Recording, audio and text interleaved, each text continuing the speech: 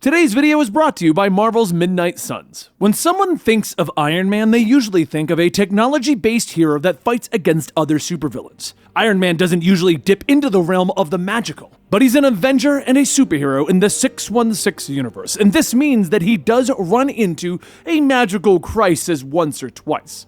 Now, before we get into that, let's talk a little bit about Iron Man. Whether you're one of the 3 people who haven't heard of him or an Iron Man aficionado, I'm sure you'll learn something new here. First introduced in Tales of Suspense number 39 in 1963, Tony Stark was created by Stan Lee and Jack Kirby and was originally created to be a playboy industrialist who also happened to be an arms dealer.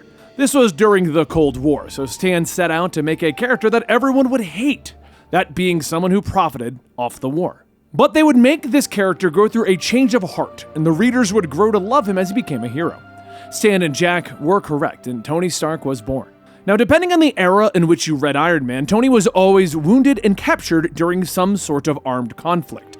The latest update put him in Afghanistan. He was wounded in an attack and it embedded shrapnel near his heart. In order to survive and escape, Tony created the first Iron Man suit. He would escape and return to America, where he was forced to continue to wear the Iron Man chest piece to protect his heart.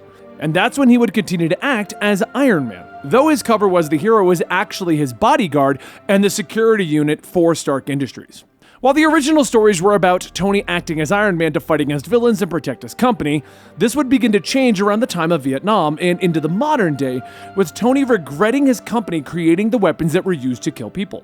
Realizing that he had become a part of the problem and was profiting off of the wars, he set out to help protect the world and fight against the destruction that he had created. Tony would go on to become a founding member of the Avengers and gather a collection of friends who fought alongside him. This would include Pepper Potts, who would be given her own suit of armor and become the superhero Rescue, and Rhodey, who would be given the War Machine armor. Tony would also have many villains, but would usually fight against fellow industrialists such as Obadiah Stane and Justin Hammer, as well as Mandarin and Whiplash. While Iron Man would have many classic stories and major events in his long history, some of the largest past his origin would always include him fighting against the likes of Justin Hammer, who would hack into his armor. And while dealing with this and the problems within his company, Tony would then enter a dark time of his life. Luckily, his friends would help him through his personal issues and he would continue to be Iron Man. Now, these problems would continue to persist, appearing once more in the Deliverance storyline by Denny O'Neil.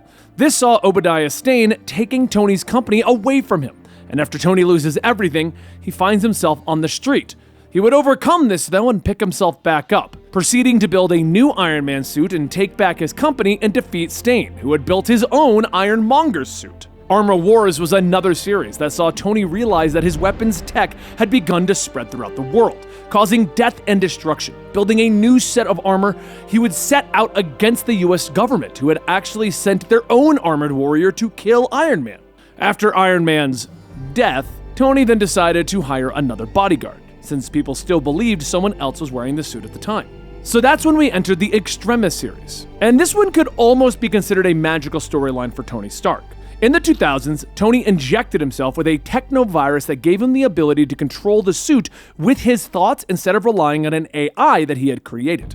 These powers lasted for some time until he was eventually cured. And then it was during the first Marvel Civil War event that Tony took the side that superheroes needed to register and become active agents of the government. This was after an incident with some of the younger heroes causing the death of about 600 people. Tony would then become the face of the Superhero Registration Act and gather like-minded heroes around him, fighting against the likes of Captain America and several others. This would eventually lead into Tony's next role, which was to become the director of S.H.I.E.L.D. after the disappearance of Nick Fury. Tony would directly control all government-funded superhero acts during his time as director. Although this didn't last, as most comics go back to the status quo. You see, the storyline involved him being ousted by Norman Osborn and his Hammer organization. Tony would actually erase his own memories to protect the secret identities of his friends and family from Osborn. He would then be put into a coma during the second Civil War event. After his memory spends a bit of time on the internet and his body is rebooted, Tony wonders if he's truly human anymore. Now, those are just some of the highlights in the history of Iron Man. And while he doesn't dip his technology boots into the magical waters very often, he has been known to create a magical armor set a few times. In the storyline known as Legacy of Doom, Tony Stark actually teams up with Dr. Doom and travels into Hell to fight against Mephisto. Tony is surprisingly betrayed by Doom, when it's revealed that he promised to deliver Tony to Mephisto. While in hell, Tony's armor actually comes in contact with a piece of Excalibur's scabbard. This allows his armor to take on the magical properties of Excalibur and become practically invincible. During the Fear Itself event, the heroes of the Marvel Universe would fight against the Norse goddess of fear. After 7 hammers are created and fall to the earth, Tony works alongside Odin to forge weapons to combat the godly forces. He creates an armor for himself that is enhanced with Norse magic and is covered in Uru metal. The armor itself is almost designed to look like the Destroyer. Now, in the War of the Realms event, which was basically the dark elf Meleketh invading Earth using his evil forces from the 10 realms, Tony's armor was actually transformed by magic when he is attacked by an ancient dragon that covets his wealth. As the entire world has been overrun by magical monsters, Tony isn't overly surprised, but he must learn to utilize his new magic to fight the dragon. The armor itself is really cool looking, but it didn't last more than a few issues.